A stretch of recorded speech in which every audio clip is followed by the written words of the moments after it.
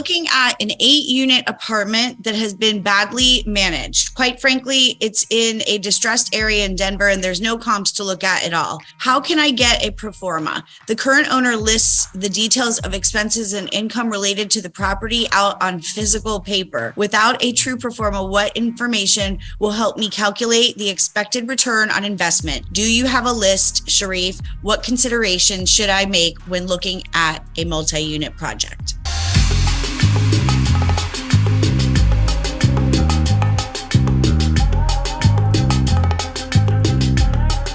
It doesn't matter the comps when it comes to this. The key thing is to understand the market in terms of, if you get that apartment building, will you be able to rent it?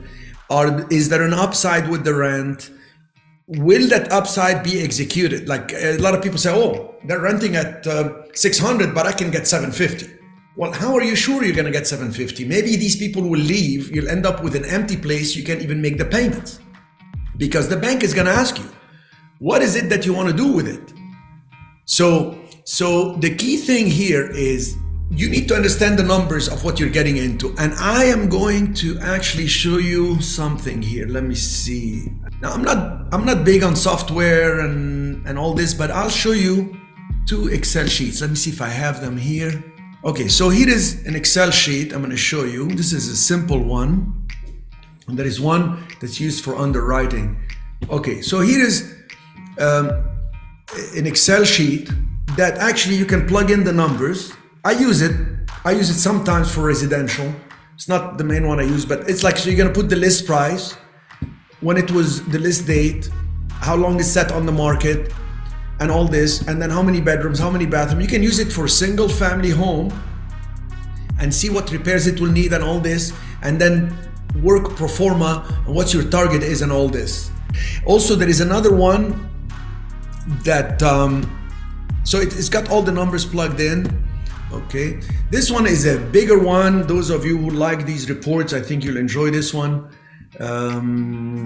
because it really has a lot of data. And I didn't create this. I don't take credit for it.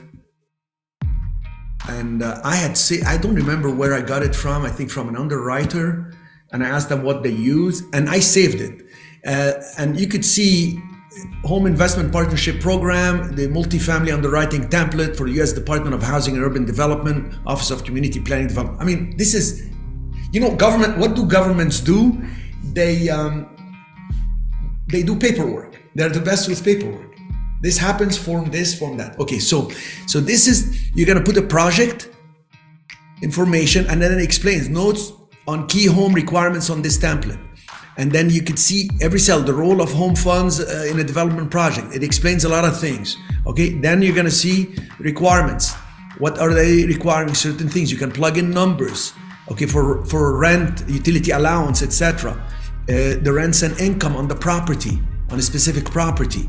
Development cost, if you're doing the development, what so you can't miss anything.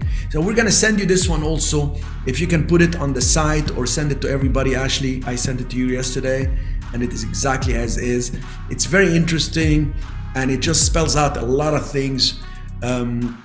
Especially if you're doing developments or something like this, you can't miss a thing. So I think between these 2 Excel sheets, you will be able to identify a lot of issues. This one involves so much work.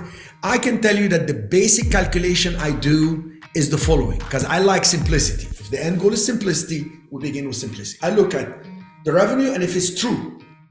So there is 50 units and there are 10 vacancies and there is 40, half of them 2 bedrooms and 25% or 1 bedroom, 25% 3 bedroom. What are we getting?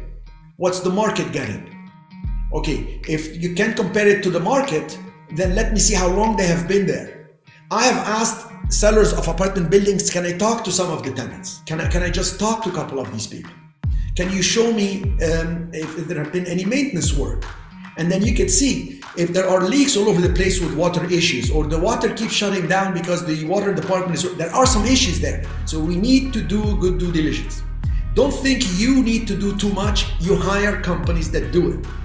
And that's why a lot of these are done by by real estate fund managers. That's why we train people to do funds and set them up with syndications and funds, because when you're going to do a bigger deal and you have more money, you're going to do bigger due diligence. It's going to cost you some money.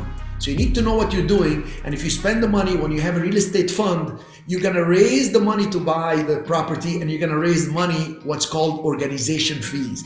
So actually the fund itself, the investors pay you for the money you put in to set it up, including what you pay us to set it up for you. We do 25,000 to 30,000 set up the fund, including the setup and all this. But you get it refunded from the investors when you raise the capital, if that's what you want to do, and any due diligence you spend. So I look at the revenue, number one. Number two, all the expenses. You're going to see on the two sheets the expenses. You can't miss it. You know, what are the property taxes? What's the property insurance? What's the history on the property insurance? Has the property had any killing, any shooting, any fires, etc.? You're going to get the property inspected, the foundations, the roof, the electric, and the plumbing. And you're going to actually make sure that common area maintenance is paid, that there is a vacancy factor, that there is a management fee for the team, because you are going to be able to include all these fees in the cost of the operation, because you're not going to run it like a mom and pop. You're not going to be running around managing properties.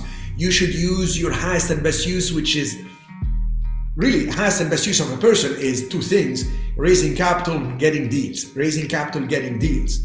I don't fix the properties in San Francisco. I'm in Los Angeles. I was there last week. I toured the properties, thanked everybody because they know what they're doing. We're moving forward. I talked to the broker listing a property, and I came back. I'm not going to be painting walls. I'm not good at it. Plus the fumes can make me very excited, and then I buy more properties than I should.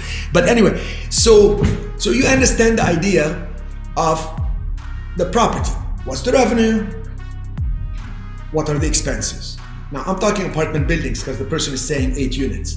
If we're talking about retail, I'm going to look at what are the comparable rents, what's the traffic, and what's the driver of the traffic. Like I was looking at a property here, a single tenant building, and it was right next to Chipotle. And what I noticed is there is LA Fitness, and my kids like to exercise there. My son now beats me arm wrestling, which is very frustrating, so I need to work out a little bit more because Daddy needs to keep his place in the power, physical power. And so I went to pick him up. I should have been exercising. I went to pick him up, so I was waiting. I'm looking at this Chipotle, like the traffic. And what's the driver of the traffic? It was two things: LA Fitness on one side, and there is a huge office building the other side. I mean, the lines on the Chipotle, and this is, you know, I'm in the business, so I'm constantly looking. I'm not daydreaming. And right next door is empty. So I've called the broker, and we're gonna tour it. We're gonna see if we're gonna tour it maybe tomorrow. But I realized the driver of the traffic is there and it's constant, and it's a busy street on Ventura Boulevard. So once you understand the driver, like in Old San Juan, Puerto Rico, the driver of the traffic is the tourism. It's number one visited area. It's the cruise ships and the local clientele. The local people love to spend the weekends there. I sell out on Airbnb and the hotel we have there on the weekends. Understand the drivers of the traffic.